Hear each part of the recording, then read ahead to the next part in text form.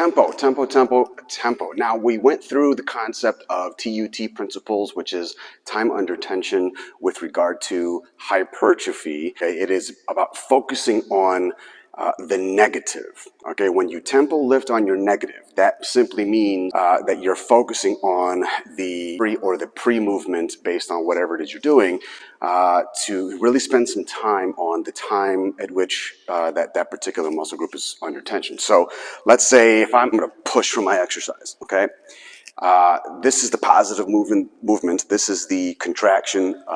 The negative would be on the way back. If I'm going to push, that's my positive, then my negative would be on the way down. So if you're really trying to focus on lean muscle growth, then spending as much time as you can on that negative is really where you'll be able to maximize efficiency behind new tissue growth, joint integrity, and honestly power, which will be what comes after this particular set in your mesocycle. So if it's a bicep curl and I have my dummy here, right, and a 1-0-4, I'll go 1-0 count, 1, 2, 3, 4. Now I'm counting that 0 count, but in real time it looks like this: 1, 1, 2, 3, 4. Or if I'm squatting, then it looks like this.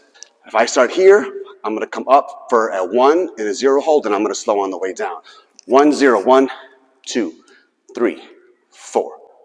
Okay, I'll slow it down. 1, 0, 1, 2, 3, 4.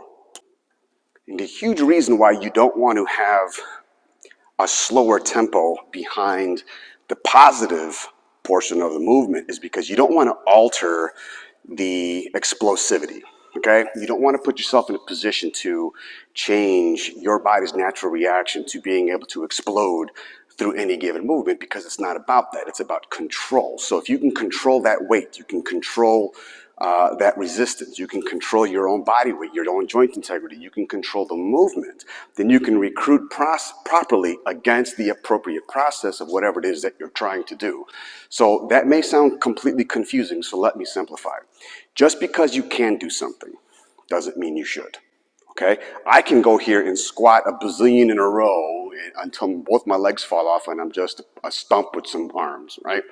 And if I'm going to hammer through that movement, I'm not doing much but hammering through the movement. I'm not growing any new tissue, really.